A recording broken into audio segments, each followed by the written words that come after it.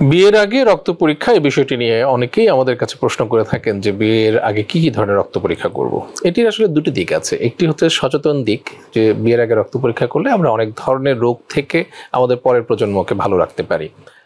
আর সামাজিক কিছু সমস্যাও আছে, যেমন এই ভয়েই অনেকে রক্ত পরীক্ষা করতে চান না। যেমন অনেকেই মনে করেন, বিশেষ করে মেয়েদের ক্ষেত্রে এই সমস্যাটা হয়ে থাকে যে যদি কোনো ত্রুটি ধরা পড়ে তাহলে হয়তো তার বিয়েটাই হবে না।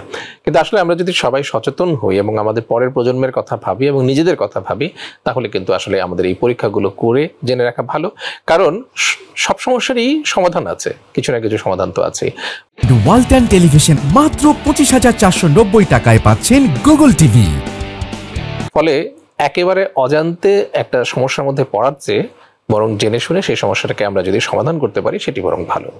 বিয়ের আগে আমরা যে রক্ত পরীক্ষাগুলো করব সেটা হচ্ছে যে সাধারণ যে ইনফেকশাস ডিজিজগুলো আছে, রক্ত পরিসঞ্চালনের সময় আমরা কিছু পরীক্ষা করে থাকি, এই জাতীয় কিছু পরীক্ষা কিন্তু আমরা করতে পারি বিয়ের আগে। যেগুলো যৌনবাহিত যে রোগগুলো আছে, যেমন hepatitis B, C, venereal disease যেগুলো আছে, সেগুলো পরীক্ষা আমরা করতে পারি। এটা খুবই ইন জেনারেল একটা পরীক্ষা। HIV পরীক্ষাও আমরা করতে পারি, আজকাল তো হচ্ছে এগুলো। আর রক্ত রোগের মধ্যে আমরা বিশেষ করে এখন খুব গুরুত্ব দিচ্ছি থ্যালাসেমিয়ার বিষয়টাকে। আমরা হিমোগ্লোবিন ইলেকট্রোফোরেসিস করে আমরা যদি, বিশেষ করে যাদের রক্ত স্বল্পতা আছে তাদের ক্ষেত্রে এটা আরও বেশি জরুরি। ইলেকট্রোফোরেসিস আমরা যদি করি তাহলে আমরা বুঝতে পারবো যে থ্যালাসেমিয়ার বাহক কিনা। দেখুন, একজন সুস্থ মানুষও কিন্তু থ্যালাসেমিয়ার বাহক হতে পারে, এবং থ্যালাসেমিয়ার বাহকরা কিন্তু একটি সুস্থ স্বাভাবিক জীবনযাপনই করে। অধিকাংশ মানুষই কিন্তু জানতে পারে না সে থ্যালাসেমিয়ার বাহক। তারা হয়তো কোনো একটা ঘটনাচক্রে রক্ত পরীক্ষা করতে গিয়ে সেটা বুঝতে পারে। এটা যদি আমরা জানতে পারি তাহলে দুজন বাহকের মধ্যে আমরা বিয়েটা যদি ঠেকাতে পারবো, আর যদি দুজন বাহকের মধ্যে আমরা যদি বিয়েটা ঠেকাতে পারি তাহলে কিন্তু পরবর্তী প্রজন্ম থ্যালাসেমিয়া রোগে আক্রান্ত হওয়া থেকে রক্ষা পাবে। কারণ একজন যদি বাহক হয় তাহলে সন্তান বড়জোর বাহক হতে পারে, কিন্তু থ্যালাসেমিয়া ডিজিজে আক্রান্ত হবে না।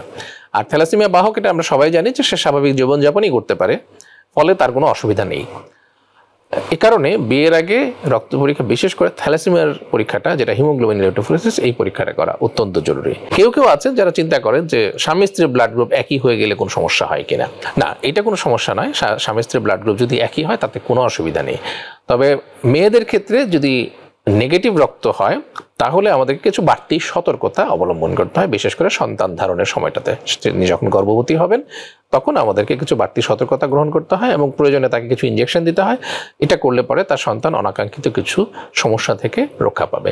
তাই বিয়ের আগে এই জাতীয় পরীক্ষাগুলো দেখে নেওয়া খুবই ভালো, এবং সেটি আমাদের সকলের নিজেদের শরীরের জন্য, স্বাস্থ্যের জন্য, এবং আমাদের অনাগত প্রজন্মের শরীরের জন্য এটি উপকারী।